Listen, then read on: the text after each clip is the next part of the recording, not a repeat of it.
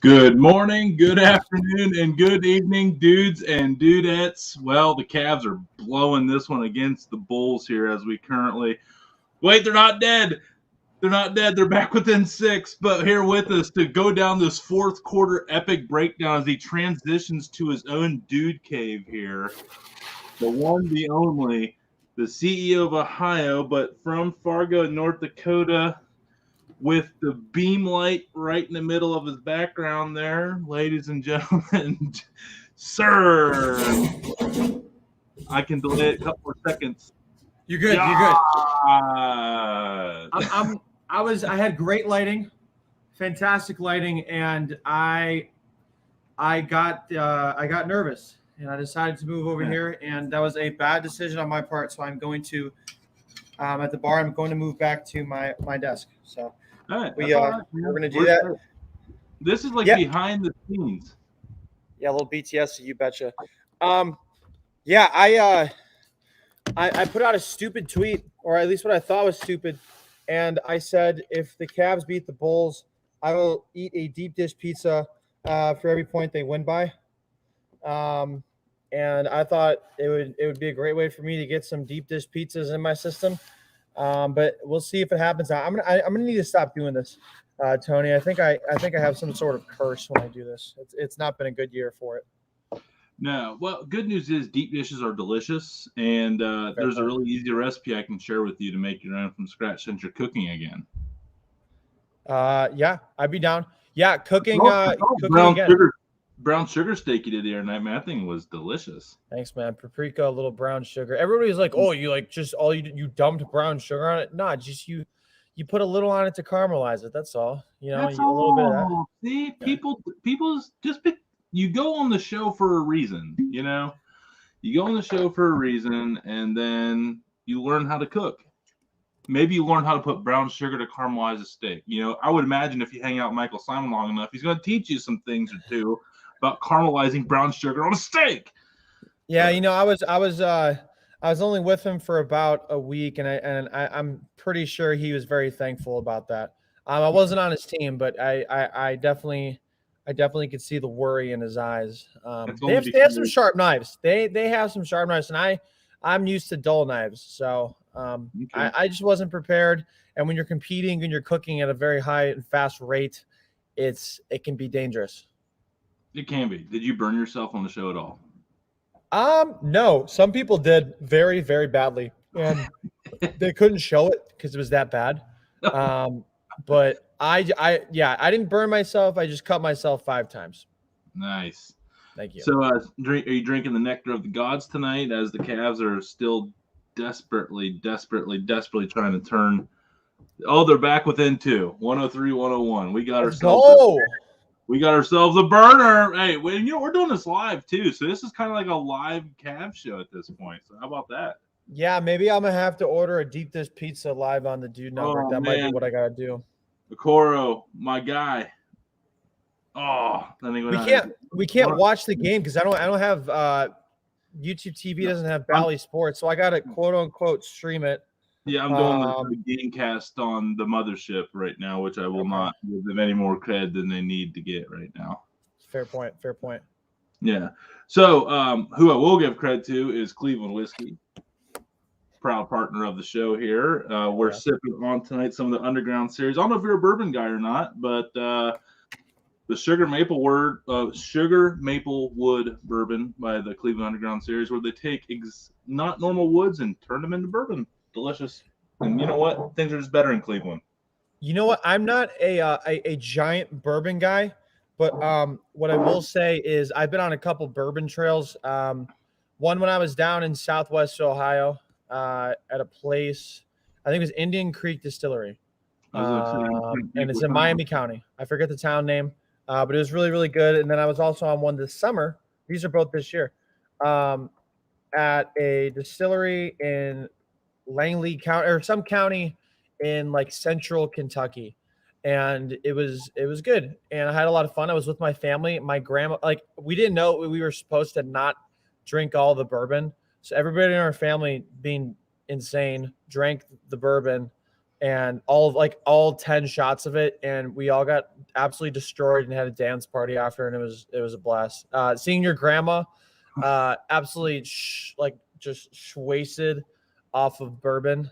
It couldn't have been a better night, I'll tell you that. But yeah, Indian Creek is in New Carlisle, which is in Miami County. So it's an awesome place. I strongly recommend it. I'm about to go check that out sometime when I'm on the other side of the state. But yeah, no. So yeah, 108, 102. Yeah, we're game casting here. The Cavs are down. This is a big one here for the Cavs tonight. It was at Chicago. Same amount of wins, but we had a few more losses. But we definitely could have got a massive, massive road victory here tonight. And it still could happen. 6 points in the NBA with 2.5 minutes to go is nothing. I think the Cavs tonight would have made a big statement in the Eastern Conference with this win, with Darius Garland just playing out of his mind right now. Yeah. It's unfortunate that they are currently losing, and whoever just made the basket, it was an and one. It was DeMar DeRozan, of course. The Bulls, give them credit, have been and DeMar missed the free throw, so that's nice. The Bulls, give them credit, have made some nice acquisitions this year. They're 27-15 currently, about the same spot as the Cavs. So, two teams up in that division that are gunning for each other. But I'm very happy with whatever the Cavs do tonight, whether they win or lose. I mean, they've already exceeded expectations. I think there's a lot of people that thought they wouldn't even win 27 games. Yeah, so, I think the Vegas over/under, they might have already beat it. I'm not being like a smartass about that at all. I think ESPN said they were going to be last. They said they were going to finish last in the East. So the Orlando Magic have 8 wins right now. They're not doing great. They're not doing great at all. So the Cavs have exceeded everybody's expectations as far as I'm concerned. I couldn't have been more wrong about Darius Garland, J.B. Bickerstaff, Kobe Altman. What I think I am right about is I'm not sure if Darius Garland and Colin Sexton gel together. But at this point, if you're going to choose one, it's got to be Darius Garland. I hate to give away a good talent like Sexton, but I think he's definitely the piece of trade bait, because he's already said they already have contract differences on the extension. He wants 4 years, Cavs want 5, and that's a stalemate. But a team will definitely give him his 4-year contract if he wants to get traded there. And I think it's one thing that's a glaring need for the Cavs. It is depth, really bad. We should not be seeing let's see, some of the guys in a Spock score. I had Goodwin. He's a new one. He might. I don't know. I haven't really heard much about him. He's been playing well. He's been doing good. Well, okay. He's been tweeting a lot about the Cavs. He's been pretty positive and upbeat. What's unfortunate about being out here, Tony, is there's like I said, YouTube TV unfortunately doesn't have anything with Bally, and it's incredibly frustrating. A lot of people that are in the same situation as I am. And when you're in North Dakota every 2 weeks, they don't broadcast the Cavs quite often. You'd be surprised. They don't really ever put the Cavs on unless they're on NBA TV, which I think they're going to get a little more of now because people are finally taking notice of the Cavs. Thank God. But it's hard to keep up with them. But man, it sure is fun to go back and watch the games, watch the highlights, and see how much fun these guys are having. Even in the media, the quotes. Jared Allen's having a great time. Darius Garland looks great. All these guys have bought in, and they're young. That's the thing. They're all growing together and blossoming, except minus Kevin Love. But even Kevin's having a lot of fun, mentoring these guys. And credit to him. A lot of people, myself included, were dogging on him in his effort last season. He has stepped up and fit into a role, and he's done quite well. And so are the Cavs.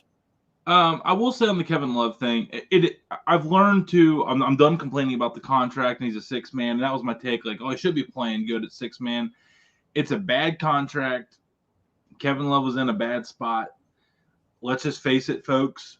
That's as good as the situation is going to get. Luckily, we have the budget with all the young starters to where we can afford to overpay a 6-man like him until we can get that contract off the book. So, Tony, here's the thing. I've said the same damn thing. Good. Go ahead. Here's the thing. People, and I used to do this, and now I don't do it anymore because I'm like, that's ridiculous. People freak out about we can't afford it. It's who's we? Who's paying the contract? I'm not paying the contract. I'm not paying any of that contract. It's Dan Gilbert. So if Dan Gilbert doesn't mind going over the luxury tax, which he has shown that he has in the past, then that's fine. Look, as far as I'm concerned, is it a bad contract? Sure, but he's played honestly up to that contract this year. 14 points, 7.1 rebounds, 2 assists. He's incredibly efficient from the 3-point line. I mean, he's 90% from the free throw line. His defense has picked up a little bit. He's fit into a role, and he has a mentorship role now. So, so this is the thing, and this isn't necessarily an attack on you. You're just mentorship role, though. What's that? He still needs on that mentorship role. An example tonight, like tonight, it'll be like, oh yeah, he had a good game. And that second quarter, he fired. They were up by 5. And he fired back to back 3-pointers and brick. And they could have went up by 8, like, went from 5 to 8 or 5 to 7. So I think sometimes he does need to settle back and realize that he's not the Kevin Love that's got the green light to just like let it launch. I disagree. Every time he's open, shoot the ball. Yeah. You play basketball before? You play basketball? I mean, not good, but I mean, have you played basketball not as good as you, I'm not that good at basketball. I played Division III. Have you played basketball before? That's still top 1%, man. Don't let anybody twist it. Listen to this. For you, at the best NBA shooters, forget about Steph Curry. The best shooters shoot 40% every game. That means 2 out of the 3 times. Forget my math. 2 out of the 5 times you shoot, you will make it. 3 out of the 5 times you will not make it. So look, yeah, he's going to have his misses, but he is shooting 40% from 3. And as far as I'm concerned, Tony, you are not paying Kevin Love his contract this year. Nobody, who's paying it is Dan Gilbert. So I don't understand why people are like, well, if we can afford it, that's fine. We got young guys. Like the salary cap, though, man. Like he's crushing the salary cap. Who cares? Who cares? I care because I want somebody decent in that's not Kevin Love to replace him. Okay, are you paying it? The Caps are in 4th place right now. $30 million and upgrade it when that contract's off the books. The Cavs are in 4th place right now. They've already exceeded the expectations, like you said. Are you paying Kevin Love? They're the 4th seed right now. They're like half a game back from the 2. They're half a game back from the 2nd seed. They're a game back. They're 2 games back from the 1st seed. What happens if we lose a couple guys? We have no depth. That's the point. We have no doesn't depth. It's like what happens if the Lakers lost Russell Westbrook and Anthony Davis and LeBron? Like, we can't get who's paying the contract? That's what I'm saying. We've made a good situation out of nothing, but at the end of the day, we can all agree that we could get him off of it and someone else. Like, I mean, you might agree, but I wouldn't mind taking that $30 million and reinvesting it elsewhere. Who's we? Do you speak French? Who's we? You're not paying. You're not paying it. Look, I am a handsome Kobe Altman. Look at me. You are. You're a beast. You're a sexy beast. But that has nothing to do. You ain't paying $30 million. You ain't paying 30. Sexton and Love. You ain't paying anything. I know you aren't, unless you're a minority investor. Paid by Dan Gilbert as Kobe Altman. Right now. Are you and your people? Are you minority investors in the Cavs? I must have missed that one in the Plain Dealer. Yeah, dude, about Usher shares. We're Dude Network. We're a big deal. We have all kinds of shares. Next up, Dolan. I'm getting the Dolans out of town this year. I apologize. I'm not sure why I was. I figured I'd give you something there. Dude, look at this technology. We have backdrops and like ticker lines and shit. Like, I mean, what do you think you're on? I like it. Yeah, we've. I think this is the 4th time I've been on the Dude Network. It is. Yeah, I can count. It's been 4. And this is definitely, I mean, we have a great setup here. You've done a great job, and it's always a fun time being on here. So I hope I retweeted it out. I know it's on YouTube as well. So I hope the people are watching are having a good time. And if anybody's chatting or anything like that, we do have comments. If anybody's watching, drop comments. If they don't suck, we'll ask Sir Yacht over here what they are. If they're inappropriate, we might just make fun of you and your username. But hey, you're up. Someone was up there looking for you in North Dakota today, by the way.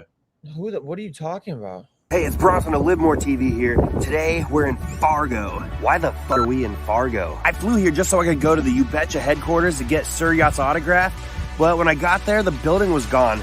Turns out it wasn't actually gone, it was just buried in snow. Who would live here? I don't understand why there's so much snow. Anyway, since I can't get a autograph, then, I guess the next best thing I'm going to have to do is just tune into the Dude Network and watch Sir Yacht on there. Yeah, if I had one thing to say to Sir Yacht right now, keep up the good work, buddy. You're killing it.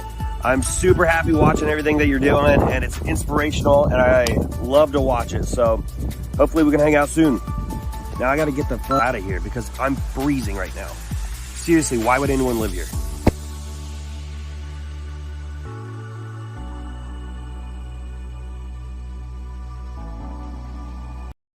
It was the ending for me. It was that last little graphic for me. That was awesome. So for anybody that doesn't know, Bronson, he runs at Live More TV on TikTok, and he goes around predominantly Ohio, but he's been killing it. And I've met up with him probably 3 or 4 times. One of the nicest people I think I've met just ever, not even just in content. Super nice guy. And he goes around kind of like I've done and does such a great job with his edits and stuff. So I mean, was that not true like transition fashion at the end of Bronson? I was like, hey man, like, you know, Sir Yacht's coming on the show. I want to surprise him. You know, it's kind of my new thing here. Would love to like send him. He's like, oh yeah, no problem. And then he sends me, it's like this fully edited video. I'm like, yeah, should have known better. But yeah, I was like, somebody edited that. It was probably that was awesome. He's the man. He's the man. He's incredibly talented. And he ain't wrong. When I walked over here, I just got a workout done and I showered, and my hair started to freeze. Because it's -9 degrees out right now. The feels like temperature is -27. It is, and it's supposed to drop to -25. So that feels like it'll probably be -45, but I'll be like at 4 a.m. It is nuts out here. It makes the 20 whatever degree it is right now in Cleveland feel like summer. I'm coming back this weekend to Ohio, and I'll probably start tanning out in 28, 30 degree weather. It's nuts. Well, you just need to come down. You know, the tanning beds up there, or is that something that's technology has not quite caught up to North Dakota yet? I mean, I don't know if a tanning bed would do anything. I think I would just get more pale. I would go in the tanning bed, and then I would immediately get pale once I stepped outside. I don't. Or you just melt your skin off, and then you would just have like the pale layers underneath. Yeah, I probably spend about a minute outside every day, and that's not an exaggeration. I probably spend 1 minute outside every day. It's crazy. It's crazy. I came from Florida a week and a half ago, and it was a little over 80 degrees, maybe like 82 degrees. I then landed in Fargo like 6-7 hours later after a layover in Chicago, and it's -10 degrees with it feels like of -20 something or whatever. I experienced a 100-degree drop in 7 hours, and it was nuts. I mean, I'm surprised I didn't get a heart attack or something, but that definitely health concerns are a factor when you put that. So I'm not used to the cold air here, and I'm tired of people in Cleveland saying, you know, oh, it's cold. Oh, you don't know. Well, but they're allowed to. It's all relative though. But it's bad for your lungs to breathe in it if you're not used to it. They've told me to cover my mouth and stuff because you can really damage your lungs. I mean, a lot of people here just have been used to it because they've lived here their whole lives. Dude, we need you, man. We need you. Don't. I'll be here. Be responsible with yourself, man. Like, what the hell am I going to do? Like, I have to find someone else to come on the show.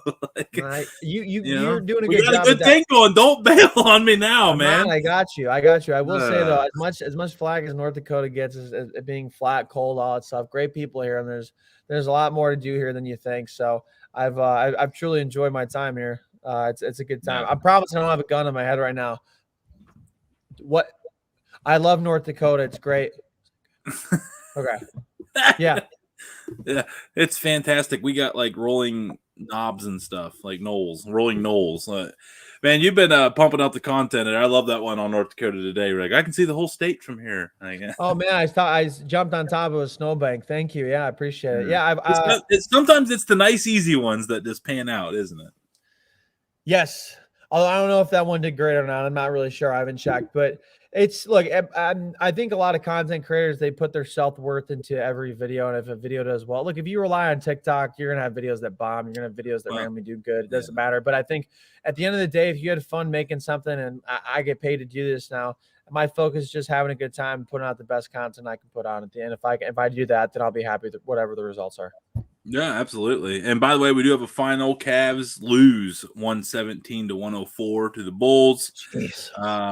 Not I a have to good throw night up for the 13 Cavs. deep dish pizzas now. Not a good. I mean, you're a big wins above replacement guy, and so am I. Cavs had one player with a positive tonight, and the wins above replacement, and that was Evan Mobley with +5. Here's the thing. I know we've said that before. I like the plus minus. I think it's a good indicator. I think it can be a little misleading because you can stretch them into any aspect you want if you look at it from a game-to-game basis. I would much rather look up wins above replacement or whatever or plus minus over an 82 game season. I think hate stats in general. Because like I they know, can I can be, tell. they can I be, can they tell. can they can be skewed. I can tell. Yeah, because I'm like all about the wins above replacement. Yeah. Well, I mean, if you watch a game, there's cold streaks. There's a cold stretch. And if a player has a really cold stretch and costs the team like 5 straight possessions that the other team leads to 5 straight conversions, then that doesn't reflect on the stat sheet. So I'm a watcher of a game kind of guy. But if I have to look at a box score, the wins above replacement at least tells me if they consistently had a decent game or a not decent game. A watcher of a game guy, yeah. Today I learned that people that believe in stats don't watch the games. That's what you just said. Yeah. Whatever you want to do, man, to twist your words to try to make me look. All right. It says the guy that posts clips What? about me. You running for senator at Fargo with the word smithing up there? Is that what we're doing? I might run for governor of Ohio. I'm of age because you have to be 18. Okay. And last election, I got like 30 votes, and I didn't even run. I think I'm going to run. Get 30. How do you find that exactly? I mean, it's public information, right? I think it was more so just like I had 30 people say they voted for me. It could have been more. But I went off of like about 30 people, maybe like 25. But people call me a cloud chaser, and I will not put this out there. I will solely be running for clout. So you can call me a cloud chaser for that. But if it turns into something serious, I will legitimately run and see where it goes. There's no way I win, but I'm going to run for governor one day. Maybe I'll seriously run for governor of Ohio one day. Can I be like your head of like your liquor board or something like that? Yeah, I'll put you on the ABC committee so that you can make the liquor laws not as dumb as they are in Ohio. They're not as dumb as Pennsylvania. Moonshine's legal effectively. Yes, and you can buy liquor on Sundays. You can buy alcohol past 1 a.m. 24/7. Why do we have to have time constraints? People work different shifts of the day. Well, I do think buying alcohol at 1 a.m. probably isn't a great move. What if you work the evening shift and you get off at 1 a.m. and you're like, man, all I want to go home is have a good old beer, and I can't. But that you're also assuming those people can't buy stuff during the day. I don't know. I feel like there are ways around it. Does it suck? Sure, but you can always go out to a bar. It's open till 2. For everybody on midnight shifts, or Yacht said, figure it out and get a better day job. There you go. Let's do a little straw. Let's do some straw man argument, Tony. I bet you don't even know what that is. I mean, you don't even know what straw man argument is. You have no idea. We're just wordsmithing, so let's just keep it rolling. You don't even know what logical fallacies are. I learned about all those today. Logical fallacies. I know fallacies are bad. I mean, I do have a degree. I mean, it was for communication. You have a degree in communication. I don't understand what language you're speaking right now. Logic. And my favorite rapper. Yeah, with a K. All right. So anyway, Baker. Hey, cheers to Baker. Cheers to Baker for surviving labrum surgery today. Big day for the Bake Show. Hey, man, I'm glad. I'm glad that everybody's just coming to terms that he's starting next year, and everyone just has to suck it. I'm so glad that Andrew Barry and Stefanski both just came out and said, he's a guy. Don't even come at me with this. So I was like, that's the guy. People like LMAO, like, do you really even believe? Like, of course they had to say that. Like, why would they not say? I mean, there's so many people that say things like you ask like the GM of the Colts or the coach or whoever, and they're asking about Carson Wentz's future, and they're like, I'm not going to discuss that at this point right now, when he easily could have said Carson Wentz our starting quarterback next year. Andrew Barry and Kevin Stefanski did not have to say it. They could say, well, we're going to reevaluate everything. We'll figure out for next season. They openly said. Here's the thing that I am a little confused about. And I think it's more so just like people reading into shit. But we played back Baker's Baker's video about the surgery on our show that'll come out tomorrow. And we were like, all right, Baker, say go Browns, say go Browns, say go Browns, say go Browns. And he never did. He never talked about the Browns once. And people are like, oh, yeah, whatever. yo, whatever, this sucks. Yeah. He's leaving. He hates Cleveland. His Yeah. wife's in his head. He don't even like anybody. Yeah. I don't know. Here's the thing. I believe 50% of what you see and 0% of what you hear. I understand that stuff, but at the end of the day, there's so many rumors going around, and so many people on the internet have opinions, and those opinions are distorting their viewpoint on things. Look, whether you like Baker Mayfield or not, he's most likely going to be the starter in 2022 unless Aaron Rodgers comes out and says, "Hey, I'm coming to Cleveland," which that's not a slight on Baker Mayfield. Aaron Rodgers is the MVP this season. You'd put him, he would be taken by probably 25 of the 32 NFL teams. I would say maybe even closer to 27 or 28. I was going to say, yeah. I mean, there'd only be a few that would be like. I would probably Patrick Mahomes, Josh Allen. That might be it. Tom Brady, Mac Jones. No, what the hell are you on? What? I mean, you think Aaron Rodgers? Do you think the Patriots? No, but I'm saying Bill Belichick would not get rid of Mac. He would look at Mac Jones. That's the dumbest guy. No, it is not. No, that is not. Get rid of your communication degree. No, it is not. No, you don't even understand what I'm trying to say here. Why would you get rid of Mac Jones when you have 20 plus years left of good? You've already established you got good. Mac Jones is not that good. He's like mac and cheese. He's got Bill Belichick. He has got the coach of an angel. That doesn't make sense. What about Aaron Rodgers with Bill Belichick? That would be dangerous. But I'm saying though, and I'm not saying it wouldn't work. I'm not saying, but I'm just saying they're not going to get rid of him for Aaron Rodgers. My point being, is I'll put $100 with you right now that Aaron Rodgers does not start for the New England Patriots next year. Of course, he's not going to. My point. Can you let me talk? You interrupted me like 500 times. I'm sorry. It's okay. It's your show. Here's the thing. My point is 28 teams would probably take Aaron Rodgers if he was like, hey, I want to go to this team. So that's not a slight on Baker. And maybe Russell Wilson, Deshaun Watson has to have 22 things dropped before you even consider it. But I like Baker. People forget how good this guy was before the injury. You can come up with all these stats and cherry pick things all you want. Here's a stat for you. Won a playoff game. Was a top 5 quarterback in 2021 at the end of the season. At least he played like one. And he played pretty damn well against the Chiefs in the first game. He played well against the Texans right before he got injured. I'm not ready to just bail on Baker. I don't think I'm ever going to. He's played, whether you like it or not. Do I think maybe he should have shut it down? Sure, but I'm not the coach. I'm not the medical staff, and I'm not Baker. If I was in his situation, I would not want to shut it down. I'd want to play. And the fact that he played through all those injuries and gave it his all and put it on for his city and did his best, like playing through those injuries, playing through a labor, it's not fun. Do you know how much pain he dealt with? So he did that. You had it. You're speaking with experience. Tell him. I had a torn labrum. I mean, in a rotator cuff. Now, I wasn't throwing the ball. I mean, I was playing basketball, but I don't know. It is what it is. Alyssa said, I have the same problem with him. Is that your wife? Oh, yeah. Yeah. Your wife called you out for interrupting her too much. I know. It's true, though. She's valid. Oh, my God. Yeah. Look at you on your own show. Mrs. Network comes on and says, the queen of dudettes. Mrs. Network says she has the same problem with you. Here we go. This is what it is. But I wanted to say, Tony, I'm wearing this shirt in support of Baker, and I really do appreciate everything he's done. You know, we're a little over a year ago, this man won the Browns' first playoff game since 2002, 2003 against the Pittsburgh Steelers, almost made Ben Roethlisberger retire.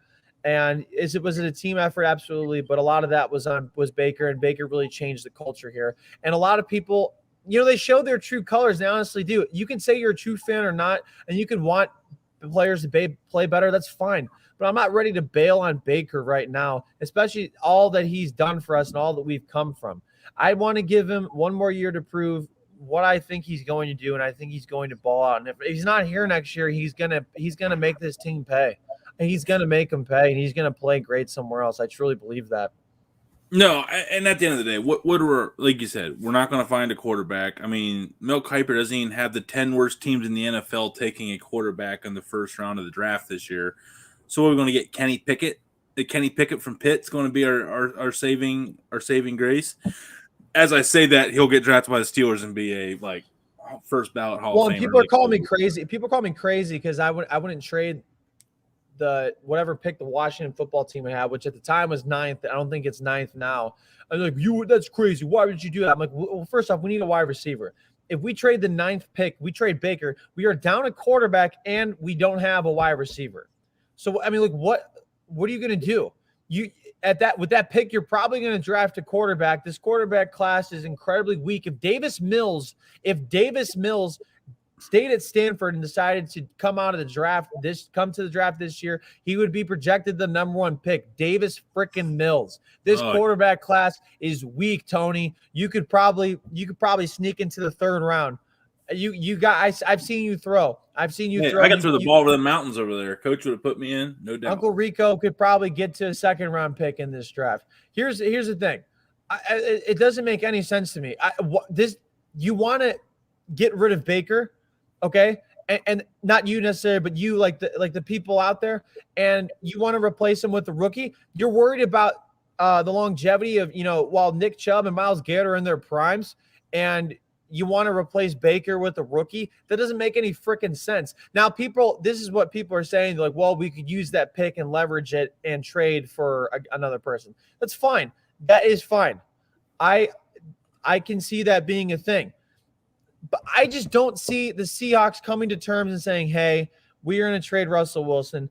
I don't see the Packers, or I don't see Aaron Rodgers saying, hey, I want to come to Cleveland. And I don't see Deshaun Watson. I don't know. I have a very hard time of seeing Barry and Stefanski moving on from Baker at this point. A lot of people come to me and like, oh, do you think Barry and Stefanski would put their jobs on the line for Baker? Here's the thing. They've already come out and backed Baker publicly. They didn't have to do that. People would say, oh, they had to do that. No, they didn't.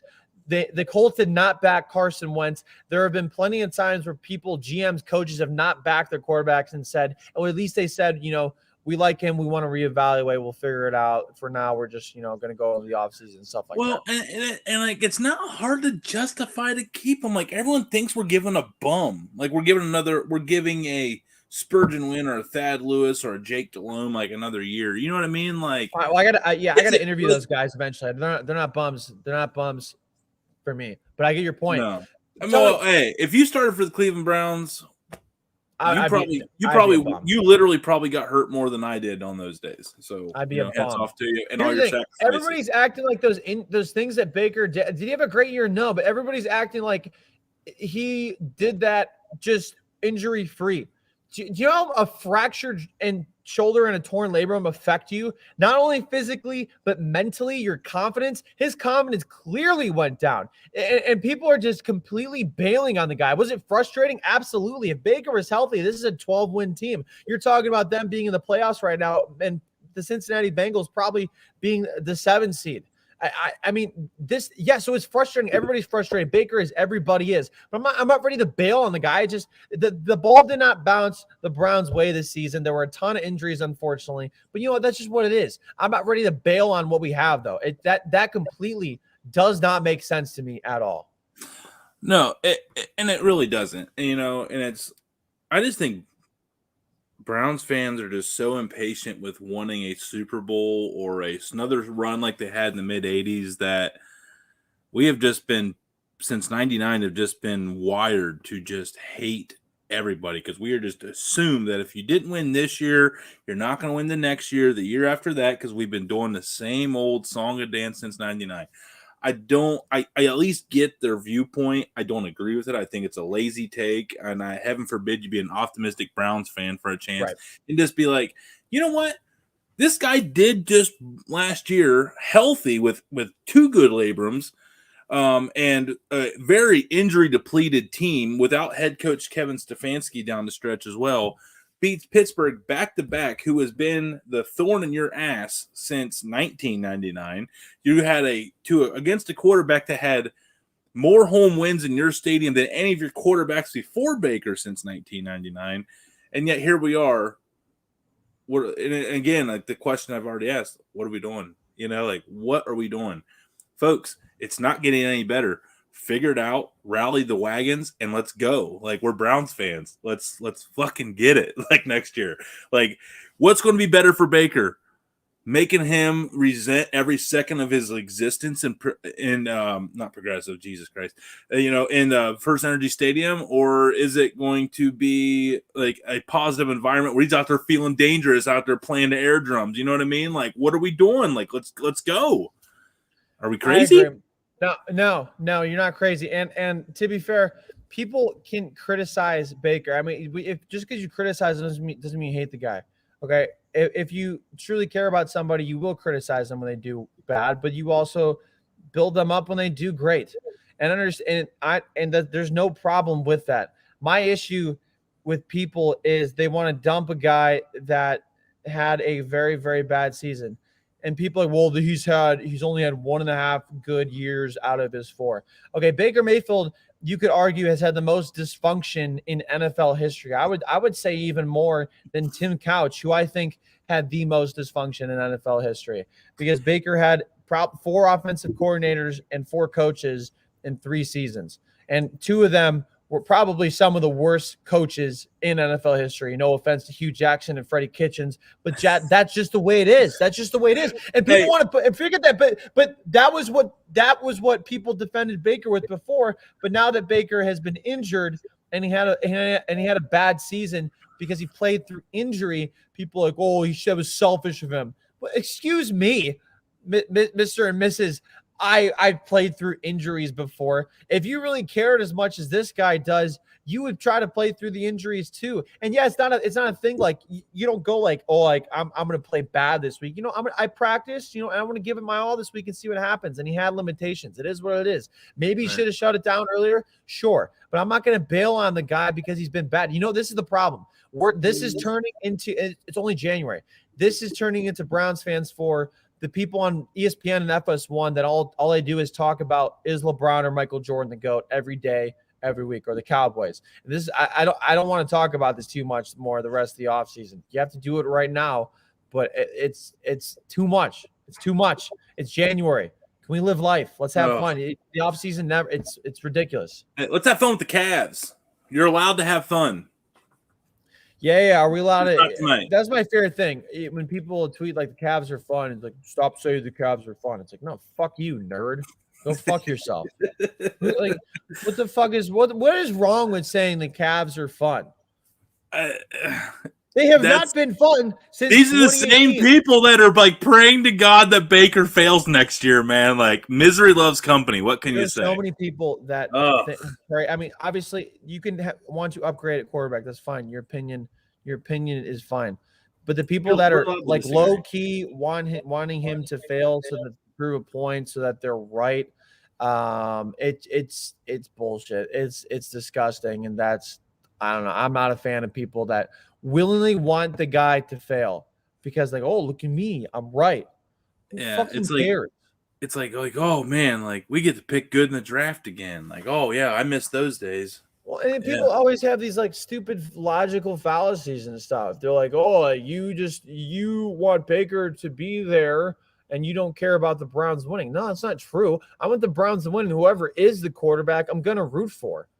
I hope it's Baker. I have definitely emotional tie to Baker and appreciate everything he's done here. But the fact of the matter is, whoever is on that team, I'm gonna root for. That's just what you do as a fan. I'm not openly saying I want, like, I think Baker needs to be here even if he's not performing well. That's not what anybody's saying. I'm tired of people saying, oh, you don't want the Browns to win. You just want Baker here or whatever. It's like, that doesn't make sense. Why would I want that? I want Baker to play well. Yes, I have an emotional tie to the guy. But whoever is the quarterback for the Browns, I'm going to root for. That's what you do. You don't I go. So whatever happened to the false optimism we had with like when oh my God, like Rob Johnson, would come into the game. Like, whatever, like, what if it's his time? Like, it finally works. But now it's like we have a guy that any game that he comes on, like, he could go off like he did a couple games this year still. Like, everyone forgets he still did what he did against Cincinnati with a torn labrum in that first game. But like, I think this town sometimes wants to run everybody out of town for quarterbacks and stuff like that. I still am baffled by the people that wouldn't consider LeBron coming back. I mean, I like this team a lot, and I don't think they necessarily need him. But the fact you don't even want that guy back. Look, I think this town will run out a if they run out Baker, they'll run out any quarterback. They will. They'll say somebody's too old, they're retired, we don't want this guy anymore. And look, Baker needs to step it up. That there's nothing wrong with saying that. But to completely just deny that the guy has had injury after injury this year and misfortune after misfortune is ridiculous. It really is insanity. So I hope the guy rests up, heals well, and has a speedy recovery and proves some people wrong next year. I hope it's in Cleveland, but wherever he is, whether it's here, there, I hope he does well because I appreciate what he's done here, and I truly think he is still capable of that. I saw a tweet the other day where someone literally called Jedrick Wills a bust. People don't like Jedrick Wills. I hopped on a Browns Twitter space. And he was hurt all year, man. Like last year as a rookie, he stepped in and it looked like he was one of the best offensive tackles taken in the last year's draft class. I hate people that call injured players a bust. That doesn't make any sense to me. And these people have never played not even professional sports, but sports. You know these people ain't even playing fucking high school. Yeah, they quit when their dad was like, "Oh, now son, you get out there and you tackle them, or I'm gonna beat you with the belt when you get home." Screw you, Dad. And then like these are the same people we're dealing with today. Daddy issues. You can have an opinion on based on whatever playing level you went up to, whether it's Pee Wee, elementary, middle school football. It's fine. I played semi-pro for the West Virginia Wham. I played semi-pro 1 year for the West Virginia Wham. What is that? What am I allowed to justifiably on Surrey Yacht? You sound like the guy that says, "Oh, I would have gone D1 if I didn't hurt my shoulder." No, I am definitely not that guy. I suck. That was called a beer league. There's literally guys smoking cigarettes on the sidelines. We were named after an onomatopoeia, for Christ's sake. How good do you think we were? We weren't. Philadelphia Phillies. The Philly? I think some people I can judge to question somebody's desire to play, or like, oh, like they didn't put their hearts into the game. These guys work their living asses off to be in the position that they are, and you think they're gonna like? I don't really get people, and for people that are like, oh, they make tens of millions of dollars and they get criticized, when we're allowed to boo them, or we're allowed to do all this stuff. People are always saying that some like people don't have feelings because they're millionaires. That doesn't make sense to me either. People do whatever to justify their opinions, even if they know they're wrong. And Twitter it gives megaphones to the dumbest fucking people. The dumbest people are the loudest. And maybe that's why I'm loud sometimes, is because I'm an idiot. But I'm definitely smarter than the average Twitter fucking user. Also, our boy Bronson is chatting right now. So what's up, Bronson? Oh, Bronson. Hey, we can invite him. We should just hop on here. I'm going to win the Super Bowl for the Browns in 2023. Back in my day, I used to be able to throw a pigskin at quarter. Oh, God. Thanks, Bronson, for the delicious content earlier. It was yeah, Bronson, appreciate it, man. That was all the words you said were very, very nice. It was very funny, very well edited. You're not wrong. It is very cold. It's like -9, feels like it's -27 right now in Fargo, North Dakota. It's nuts. No, so I mean, here's the other thing about the whole Baker Mayfield thing. Did you see our offensive line the last 3-4 games? Like what was left of it? Mm-hmm. But irrelevant, right? I just spilled so much water on me. Stand up, like it looks like. Let's see if it looks like you whizzed. Hey, what are you heard it here first, folks. He hates Baker. He dumped water over his face in a sign of disrespect live on YouTube, Twitter. Tony. You don't want the smoke. I mean, maybe you do. I don't know. Also, there's no smoke. There's no smoke. So, hey, man. Go Guardians, right? Go Guards, baby. Look, I am not. I'm really excited about all the signings they've had so far before the strike. Well, they're going to go on a strike. Yeah, I don't know what you want them to do. Everybody else signed everybody. We're just like, we'll catch up after the end of it. Not only are you not a stats guy, you are not a words guy. I don't know what the fuck you're saying right now. You're drinking too much of that whiskey. No, think about it. The Guardians, like all these big. What? There was all these free agent signings right before the deadline, the strike happened, the walkout, the lockout, whatever you want to call it. We signed nobody. Everybody else signed a lot of people. Like a lot of big names are gone. Like deals are done, and we are sitting with Jose. You want to come to Cleveland? You want to come to a team that's called the Guardians? We're not even offering it to anybody. We're not even paying people. You're not wrong. Here's the thing. You know what they're notorious for here? You come here for 4 or 5 years. Maybe you come here on a 1-year deal, and that's about you get some money, but that's about it. Or you come up through the farm league and you play for 4, 5, 6, 7 years, and then you go get your contract somewhere else. We're a farm system for everybody in the MLB. So it is what it is. It is what it is. The MLB is very it's very poorly structured.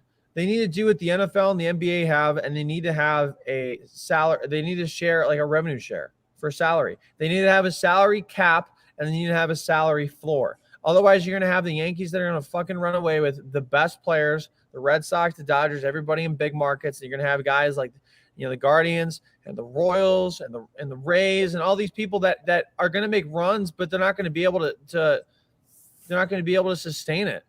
It's just the way it is. These guys are going to go get their deals and it's so aggravating to me that you preach all this stuff about baseball, and yet we know each team doesn't have somewhat of an equal chance of signing guys. Rob Manfred is the biggest joke that has ever happened in baseball. He's absolutely killed the sport. He's so bad, and it started with him saying that the World Series is just a piece of metal. And everything he's done since then has been an absolute worst joke. Commissioner of all time of any sport. Oh, he's absolutely killed baseball. He doesn't get it. He's like Netflix, or he's like Blockbuster when they're like, oh, Netflix is gonna die out, like brick and mortar, and people are gonna buy videos, cassettes forever. We want VHSs for life. Rob Manfred, the game could seriously use younger people to promote it. I mean, the NBA does a great job branding their players. The NFL is doing a much better job of letting their players get branded, and they're kind of catching up to the NBA in terms of that. The MLB and the NHL, I mean, I would say the NHL is ahead of the MLB. The MLB has no idea what the fuck they're doing. Gary Bettman's a close second. No, Rob Manfred's a distant first. I mean, he's the worst. He's distant first above every commissioner. He completely hates social media, which is like the dumbest thing ever. Like, heaven for Trevor Bauer. I love Trevor Bauer. I miss Trevor Bauer, by the way. I miss him. I wish one day he would come back to Cleveland. Have you missed about a year of shit that's happened with Trevor Bauer? Oh my God, yeah. I take that one back. Yeah, that one. You want to rescind legitimately everything you've said? Okay, in the past pre 10 to that. Yeah. I miss his ideas when he wasn't being a complete, total creep, weirdo. I'm not going to discuss too much about the guy. Anyways, yeah, I miss his ideas of miking up the players. He had good ideas while he was in Cleveland before all the stuff hit the fan. Of like miking up players, like interacting with players, like players talking to other players during the game, and there's like a premium service that you can like listen to. Like at time you can listen to like Frankie Lindor talking to Jose Ramirez out there after a double play or something like that. There's so much more they can do. Here's the thing: you make that a premium service, you're gatekeeping the game even more. You're gatekeeping the game even more. You need to make that like whenever you watch guys in spring training, I think it's awesome that the guys are mic'd up, and they need to do that more in the regular season. And they do that for the All-Star game. They already do it after spring training, but it's they have a problem, and they need to pick up the speed of the game. They've kind of worked on that, but I don't know. You know what it is? There's too many games. If there were, they're never going to do this. But if there were 40 games in the MLB, I'm telling you, it's 162 games is way too many games. And the NBA, this regular season doesn't matter that much. 82 games. And that's why NFL is king. You got 16, 17 games to play, and then everything is single elimination after that. And every game matters. Every game matters. I mean, ask Browns fans. Browns fans. Literally every game matters. We were talking about the Browns, and actually, I was creeping on your TikTok here, and you made a good point. It could be worse than Browns. We could be the Houston Texans. Hey, you wanted to talk to me? Yeah, we wanted to apologize to you for not giving you a whole lot to work with this season. Yeah, I mean, with the Deshaun Watson stuff, having a bad roster. You're fired. Fired? Yes. Why? We're the Houston Texans. I don't know what the we're doing. You gave me Davis Mills. The only thing that guy can pass is a kidney stone. Yeah, but have you seen his neck? That thing is huge. The roster sucked. Oh, come on. It wasn't that bad. Name 3 players on the team. I plead the fifth. You really only gave me 1 season as coach? Bill, eat a Snickers. You're a grumpy, unemployed grandpa when you're angry. Better? Better. Snickers, satisfy your hunger for firing head coaches. Nice name drop at the end of that, by the way. That was a classic. It's funny. Thank you. It's funny. People are like, "Oh my God, I can't believe you got Miles Montplaisir as a cameo. That's nuts." I'm like, "Yeah, wait till you figure out this guy sends me a paycheck every 2 weeks because I work for his ass." That's how do you know Miles? Like, believe it or not, we've met. You guys friends? That's crazy. You collab with him. What the hell? Oh my God. Probably doesn't know Miles. Like, what would you describe Miles as? He runs this company. It's called You Betcha, and it's Midwest content. His goal every day is to make the Midwest a better place, and he attacks a lot of typical videos. And I tell you what, you think Ohio's in the Midwest, and you come to a place like North Dakota, you go to Minnesota, Wisconsin. They do some things that are more Midwest than I didn't even know Midwest was. But he's can we get an example? Like he made 3 types of ice fishers video. And like we just don't ice fish in Ohio, and we don't do a lot of the stuff that they do here. So, he does a great job. He built this company pretty fast in 3 years, and he's a super nice guy, and he's given me a lot of opportunities, and I've done a lot of cool things because of him and this company that he's built. So, incredibly thankful. This is an awesome place to work, and I couldn't have imagined in a million years that I'd be doing this. So. It's been good. People are like, well, why the hell do you live in North Dakota? Well, I work for a company in North Dakota, and I couldn't imagine myself doing this in a million years, but I'm incredibly thankful that I am. It's a lot of fun. So speaking of the Texans, switching back to the Texans, what a dumpster fire, man. Like David Culley, do you think they hired him with his age being a little bit of it on the elderly side? Like, do you think that they hired him intentionally for a 1-year dump? I do. I do, unfortunately. Nobody could have succeeded. Nobody could have succeeded in his shoes. However, people are acting like this guy is the next coming of Bill Belichick. He was a 66-year-old coach. It's unfortunate that he got fired, but you remember week 2 against the Browns where they had an offsides penalty and they could have gotten it to 3rd down. They could have made it like a 3rd down and 7 or whatever. They declined it, and it was a 4th and 2. Or, I'm sorry. I forget what it was. But anyways, it ended up being a 4th and 2, and they could have gone back to 3rd down to like replay the play. They ended up punting it on 4th and 2 instead of having another down. And it legitimately made no sense. And that was one of those things where people are like, what the hell is this guy doing? But he was 100% a fall guy from the very start. Nobody could have succeeded. They gave him freaking Davis Mills. But people are acting like this guy's the second coming of Jesus. He was a fall guy from the start, and it sucks. It sucks. But I think, it was a good move to get rid of him, but he should never have been the coach in the first place. And that's not a slight to David Culley. You don't bring in a 66-year-old coach to change the culture in the future in Houston. They got a lot more problems than David Culley, but they shouldn't have hired him in the first place. I will say, at the end of the day, you have a hard time feeling bad for a guy that gets broke off a couple mil to get fired. A couple mil is that's generous. That's underselling it. He, I think, has like 20-25 mil in the bank just for 1 year of work. They still got to pay him, so he's doing quite fine, and I'm sure he'll have an opportunity somewhere else. He's sitting here with some sort of coach. He's sitting right now down in Cabo with some Cleveland whiskey, like all kicked up, like to Davis Mills. And to Tyrod Taylor's worst luck in NFL quarterback history, because that dude, like every time he gets a legitimate chance to shine, like either he gets stabbed in the lung with a needle or like he just blows out a knee. That's what everybody's saying. It's like you want your franchise quarterback, sign Tyrod Taylor, and then he'll get injured, and then the guy that you draft will end up being the guy for the future. That's just how it works. That's business, baby, as they say. Business. Dude, you did another one here. Like, sorry, I did creep on your TikTok, and so I pulled up some funny ones here. Let's look at, quite honestly, the best wrestling move in high school football history. This might be the funniest high school football play I've ever seen. So the smaller guy in the white throws the offensive lineman to the ground and then treats him to the International House of Pancakes. He's like, I hop on your ass. The referee throws a flag because it's illegal for Shamu to play football. And then the offensive lineman gets up and is like, oh, was that The Rock? I gotta get his autograph.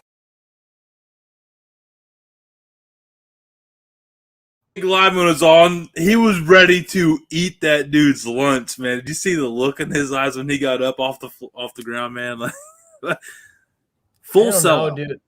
That is the craziest thing I think I've ever seen in a high school football game. The guy, this is, I couldn't imagine ever doing that, like playing for my basketball coach, let alone a football coach, just just absolutely just body slam some guy. Can you imagine a film session the next day? Like, all right, guys, let's look at this one. Like, all right, let's look here. Laughed. Like, little Johnny here, he got up. Like, hey, Johnny, nice job on pointing the fingertips up as you came down like a swan dive. Like, looked like Eddie Guerrero up there, man. It was impressive. So, all right, man. Well, we're getting here close to the end. Cavs, last thing on the Cavs. Where do you think we're going this year, man?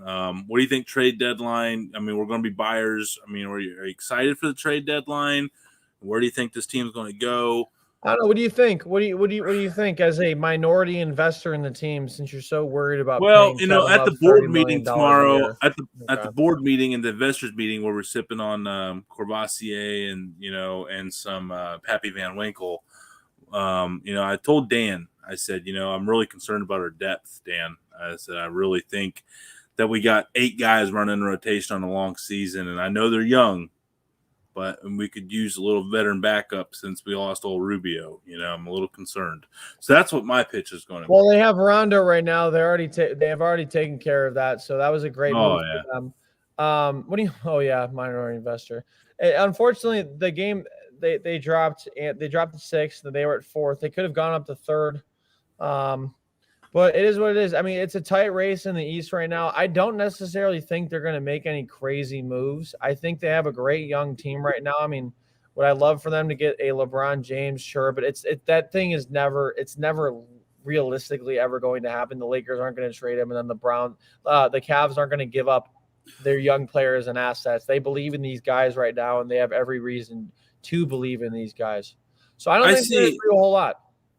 Yeah. I think if there is a LeBron thing, I think it's not mid-season. I think it's either off-season or see how they start out next year. And then he's not being disgruntled enough to force the Lakers' hand. And the Lakers, like you said, are going to hold on to him. So I don't think everyone's going to have to worry about that. I was trying to look up our salary cap because I don't know. The Cavs, Dan Gilbert's salary cap, excuse me. Correction. Hey, good call out. Good call. Right. Golf clap. I know that our buddy Chris Federer up at Cleveland.com released 7 veterans, and it was nothing, crazy, but all guys that are, would help us. But at the end of the day, I'm glad we're buyers, man. Like, let's talk about that for a second. We're buying, dude. We're buyers. We're not selling. Like, I'm jacked. Like, I'm jacked for the last half of the season because now this is when the bottom half, everyone starts tanking for that lottery picks. So there's going to be a lot of wins to pick up here for the Cavs along the way, man. And I'm telling you, the Cavs are going to be in a good spot, I think, when it all comes down into March and April. Yeah, that would be nice. There are some people that think we could get De'Aaron Fox on the Cavs. We'd have to get and Tristan Thompson, which I don't know about that one. But we'd have to give up Love, Okoro, and 2 future first-round picks. I don't want to give up Isaac Okoro. I think if we're going to give up anybody, it's going to be Colin Sexton. I mean, but I don't know. And we could be buyers, but I think they like the team right now. I really it's do. Really the only hard. person I see get traded is Colin Sexton, but I don't know. And I think you just trade him to somebody that's kind of like you're not going to be able to trade Sexton to another contender, but you can trade it to somebody like, hey, we're going to give you our first plus another guy that was a first, but we need this guy, that guy, something like that. Yeah, I'm not. You know where I'm at on Okoro, man. You know where I'm at on Okoro. He is an Anderson Varejao with 10 times the skill set. He's the energy guy. He's the Swiss Army knife, but he, unlike Varejao, is capable of dropping 30 if you need to in a night. But he might be the standard 10, 6, 5 guy. But I'm telling you what, that guy has a lot of value on any floor. That guy knows his role and can fill in any role on a given night. So I'm not a Okoro guy. Do you trade Lauri Markkanen? Do you throw him in with Sexton in the first for somebody big? I mean, because Markkanen's kind of starting to gel in, though. That's what I'm saying. All these guys are playing well with each other right now. I don't necessarily want to break them up. I want to see them. I want to see them play together. And here's the thing: these guys are all friends with each other. They're all buddy. And you don't want to do anything if you're a GM to break up the chemistry that you have. I mean, obviously you want to make your team better, but when I was in my locker room at Ohio Wesleyan, if one guy would have been out for the season, let alone gotten traded, obviously you can't do that, but it would have been devastating. These are guys that you're like, best friends with and you travel with, and it's like a fraternity, and then you guys are all good, boys with each other. So I mean, I don't think they're going to make any crazy moves. If they do, it's going to be something with Colin Sexton. But I think they're going to ride this thing out and see what happens. And they have every right to. The Cavs believe in Kobe Altman and JB Bickerstaff. They both got contract extensions this year, and credit to them. They shut me up and they shut a lot of people up. So I want to see these guys play together and figure it out together and get some experience in the postseason. They're all young and they're all growing together. And I will. Go ahead. No, sorry. I thought you were done there. No, I will say if there's one guy that's earned my trust, it's Kobe Altman. He has nailed every draft. I mean, I think his first year was even the year he pulled off the Kevin Porter Jr. at 30 with the 30th pick. And I all know he didn't pan out. But at the end of the day, he saw that talent at 30 and was able to nab him at 30. So he has had an eye for talent. And here's the other thing, too. If we don't make any moves, that just means we still have a first-round pick to add another valuable piece to next year's team, and you get to keep all your assets. I feel like when we had the LeBron era, we were just assets left, right, knowing, and I know you're going for the championships, but there was like no longevity after that run was over, But this team, I feel like we could even lose a couple pieces, and we can kind of continue just to keep building, kind of like how Tito Francona's done with the Guardians up there. So all exciting stuff for sure. Yeah, I 100% agree with you. I'm just happy that the Cavs are doing great right now. Obviously, a tough loss, but the Bulls are the second best team in the Eastern Conference right now. So you got to give them credit where credit's due. But the Cavs definitely have shown that they can hold their own. And I can't say it enough. They're a young team, and they're growing together, and they're having a lot of fun. And there are not a lot of teams in the situation that the Cavs are in. You could compare them out west to the Grizzlies, who have a young core centered around John Morant, and give them a lot of credit there. And they're just a fun team to watch when I can fucking watch them, because Bally Sports does not have a deal with YouTube TV, and that pisses me off. Hey, to start FaceTime, I got 2 phones, man. I'll give you the work phone, and you can put your iPad to it, and I'll just put it on the TV, and you can just watch it as you go about your day. I appreciate it, man. Thank you. Hey, it takes all of us, man. It takes all of us. Yeah, you're not wrong. Well, it takes more of you than it does me to make this beautiful world go around, man, because more people listen to you. I know it, and you are the man. And honestly, man, the 4th time, it was a blast. I appreciate you letting me play with all the new toys here on the new StreamYard feature here. Live shows now on the Dude Sessions no longer makes editing a breeze also, by the way. But no, seriously, thank you, man. I can't wait to have you on. Thank you for the sweet message for Gabriella Cruz the other night. She was totally caught off guard, and also very happy to see you, and looks like you owe her a margarita. If anybody wants to see that, go back into our last shows here, past live shows on the playlist on the Dude Network on YouTube, and you're going to be able to see this interview if you caught the tail end of it. Thank you so much for everybody that came in. You were all the absolute best, but no one more than this guy over here too. I don't know which way he is on my screen. Your camera right. Your camera right. Yeah, the good-looking guy. You know, No, the other way. Sorry. You're right, not camera right. You're right. Which way is your right? Good-looking guy that's not me is Joey, aka I don't know why I said that, man. I blew that. His name's not that. Yeah, no, I know it's all good, but no. Hey, everybody, dudes and dudettes, Cleveland's favorite, Cleveland's own, and we all love him very much. And he's going to keep the positivity flowing for all three of our teams. And he's just our spirit guide to get us through most days. Sir Yacht.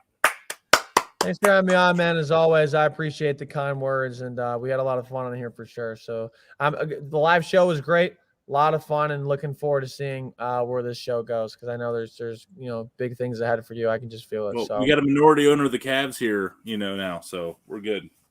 You have to tell Kevin Love that. He'll have to thank you for the $30 million you pay him every year. You're fired. All right, handle. See ya.